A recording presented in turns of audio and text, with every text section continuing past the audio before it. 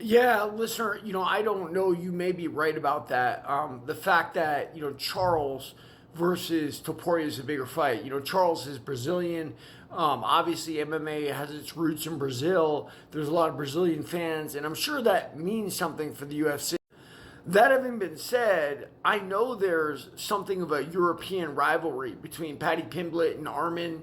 And I think that would extend to Topuria pretty easily. He's got, his roots in Georgia and Eastern Europe, and of course he lives in Spain, and he kind of hails from Spain. So, I don't know. I mean, look, if there's something I miss in the fight game, it's the business side. And why is that? Because I've never really been involved in the business side. I've been a trainer, right? I've been a fighter. I've done all of those things that actually make fighting. So when you want me to talk about or analyze a fight, I got it.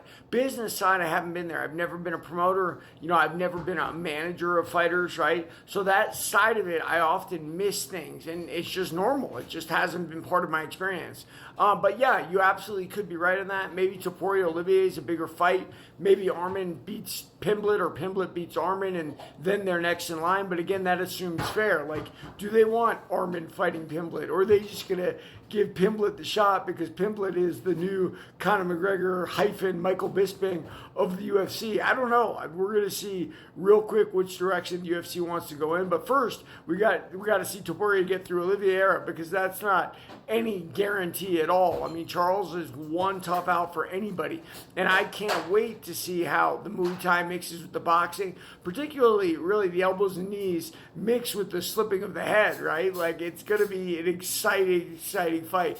And look, the undercard's okay too. Look, I know that Pantoja has been very, very dominant, so that gets people bored. But guess what? Dominant people suddenly become non-dominant overnight.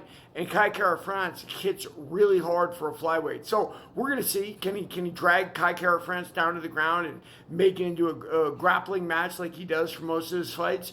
Or is it going to be a war where Kai Kara-France cracks him and everything changes? I mean, I think we all thought that Belal probably was going to take down Jake Della Magdalena and turn that into a boring fight. Guess what? Didn't happen. We got one of the most exciting fights and one of the most awesome displays of takedown defense using the head. I used to use my head at wrestling in high school. So, you got that bent over stance in wrestling. If someone wants at your legs, they got to shoot. I would bring my head down there so their shot made them headbutt me. And a lot of guys are not into headbutting. I didn't really care one way or the other. But watching Jake Della Magdalena do that to Belal was absolutely outstanding. MMA continues to evolve, and it evolves from the sport from which it originated. Wrestling is one of those. Read my book, Warrior of the Light.